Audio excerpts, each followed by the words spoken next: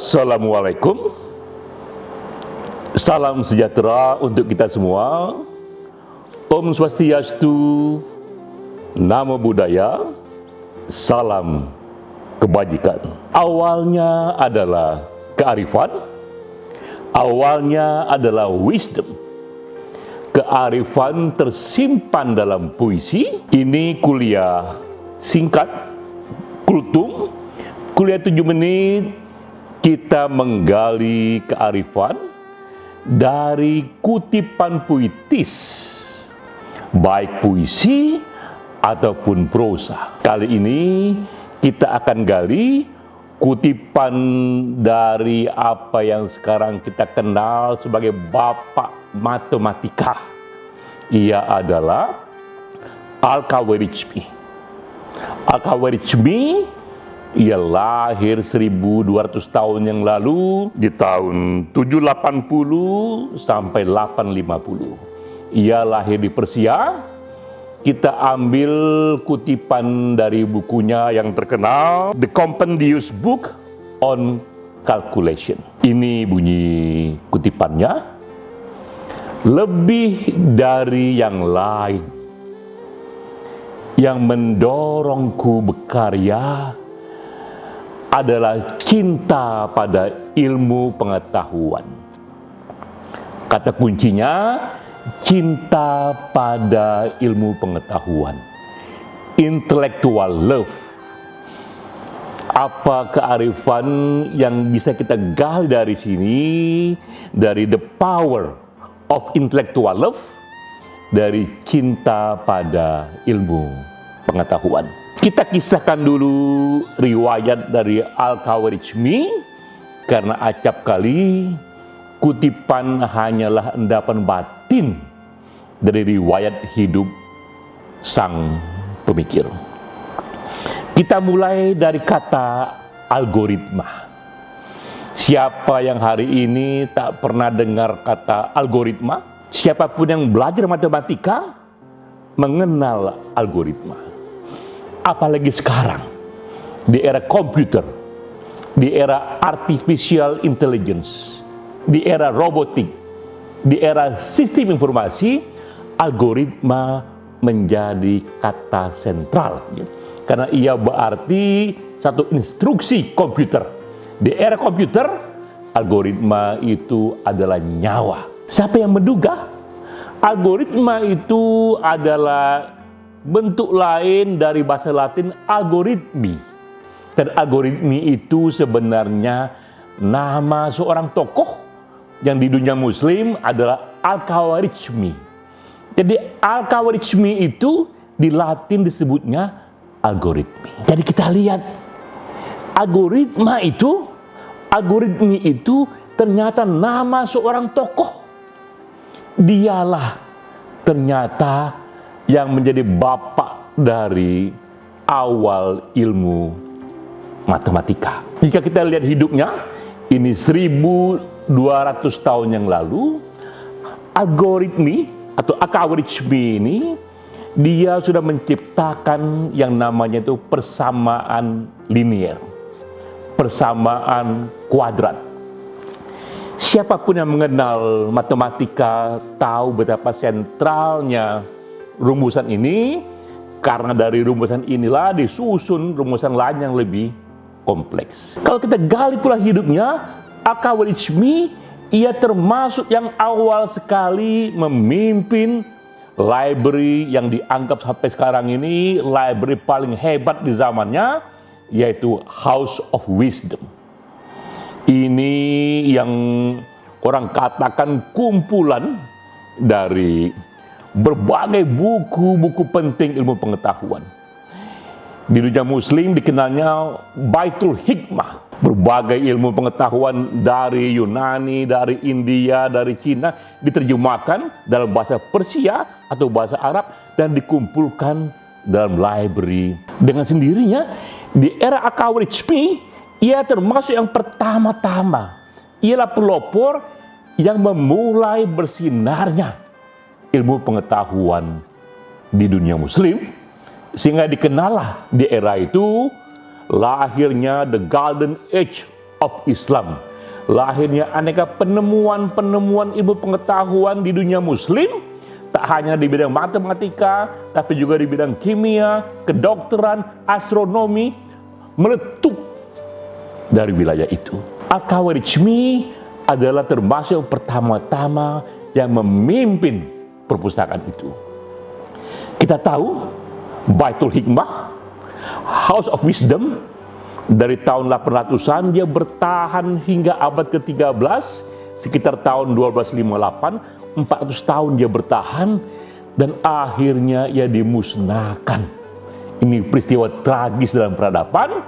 Tiba-tiba tentara Mongol menyerbu Persia, menyerbu Irak, menyerbu Baghdad. Itu perpustakaan dihancurkan. Puluhan ribu yang buku-buku yang begitu besar efeknya pada ilmu pengetahuan dibakar oleh tentara Mongol dan dilempar ke Sungai Tigris. Di era itu orang mengatakan betapa haru hati mereka melihat Sungai Tigris, airnya yang putih dan coklat berubah menjadi hitam karena menyerap tinta-tinta puluhan ribu buku dari House of Wisdom.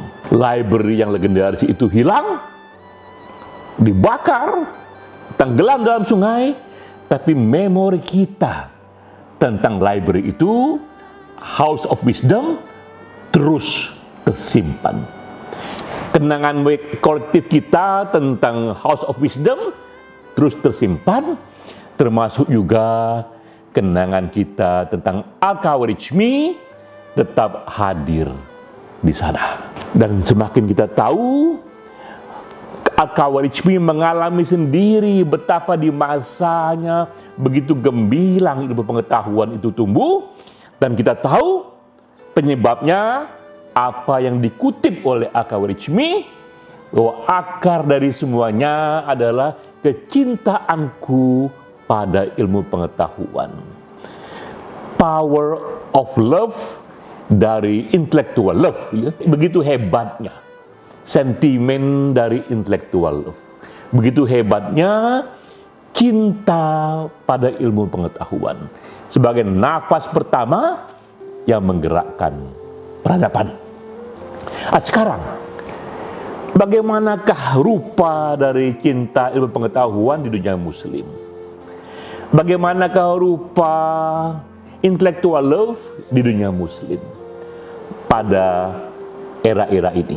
Jika kita bandingkan dengan the Golden Age of Islam, kita pun merujuk data. Cukup kita sebut 3 data saja. Pertama, data dari penerima Nobel. Sekarang ini, penduduk muslim nomor 2 di dunia, secara populasi, jumlah mereka itu 25% dari total populasi dunia.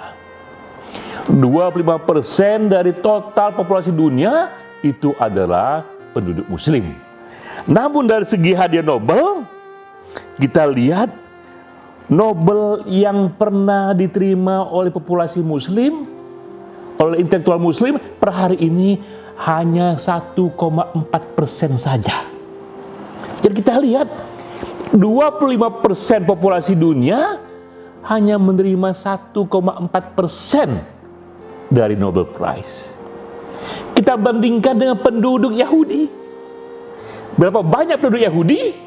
Jelaslah penduduk Yahudi jauh lebih sedikit. Dari persentage dunia kita tahu penduduk Yahudi hanya 0,2% dari populasi dunia. Tapi berapa banyak Nobel yang diterima oleh mereka yang berdarah Yahudi? Ternyata yang menerima Nobel dari mereka yang Yahudi itu 20%. Jadi kita lihat dari 100% penerima Nobel, 20% itu diterima oleh mereka yang Yahudi. Atau katakanlah dari 5 penerima Nobel, 1 adalah Yahudi. Padahal populasi mereka hanya 0,2%. Sementara populasi Muslim yang 25% hanya menerima 1,4% saja dari hadiah Nobel.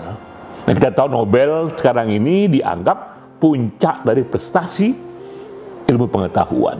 Dan kita bertanya, di manakah itu intellectual love, cinta ilmu pengetahuan yang dikatakan al-Khawarizmi. Sekarang data kedua, tidak hanya soal Nobel, data kedua adalah tentang seberapa banyak populasi yang menulis di jurnal akademik. Itu pun dicatat sekarang ini.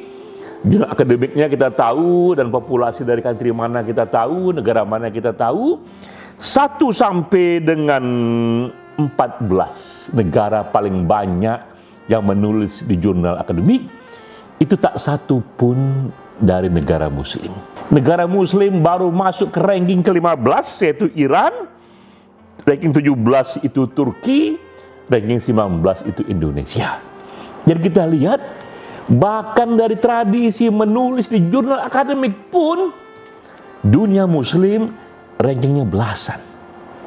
Ranking 1 sampai 14 bukan dari dunia muslim. Itu data kedua.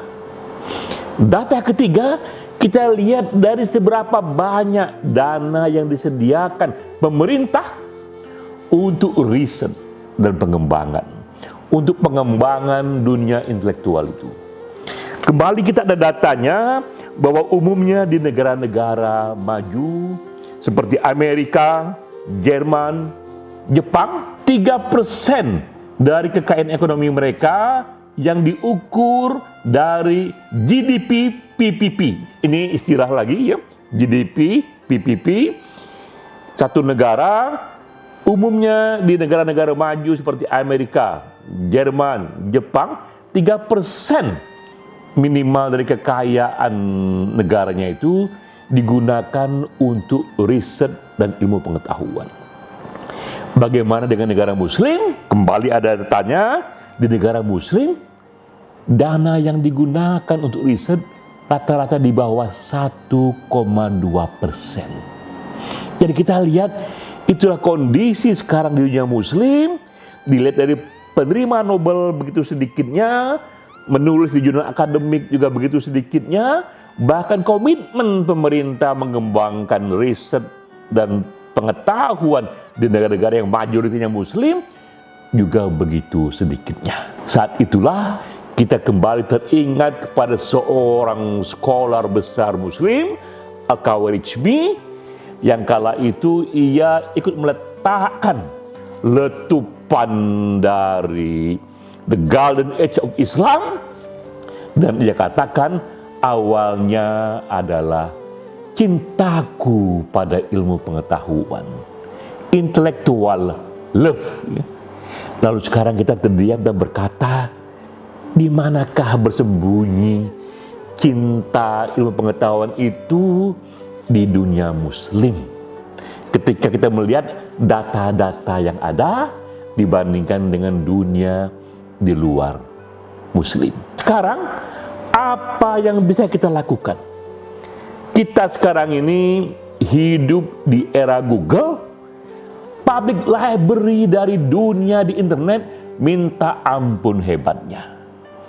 Riset-riset yang tersimpan di era Google ini yang kita bisa akses dari beranda rumah kita, dari handphone kita, mungkin 1000 kali lebih banyak dari House of Wisdom, 1000 kali lebih banyak dari Baitul Hikmah. Cukup dengan handphone, dari kamar mandi kita, dari beranda, dari taman, di dalam bis kota, bisa kita akses. Begitu besar peluang kita untuk masuk ke dalam library dunia. Maka kita pun secara individual, katakan kepada diri kita, mengikuti al-Khawarizmi, bahwa kita pun ingin ikut menyumbang berkarya, dan kita mulai dengan apa yang kata al-Khawarizmi, kembangkan cinta pada ilmu pengetahuan. Intellectual love. Kita hidupkan sendiri rasa cinta kita pada ilmu pengetahuan, sehingga sekecil apapun di lingkungan kita, kita akan ikut berkarya. Kita akan ikut mengembangkan ilmu pengetahuan, dan kita akan ikut menumbuhkan kembali the golden age of civilization. Tapi sekali lagi, Semua fasilitas itu sepi saja, sunyi saja, tak banyak berarti tanpa kita hidup-hidupkan apa yang kata Al-Khawarizmi, di hati kita cinta pada ilmu pengetahuan. Sampai jumpa.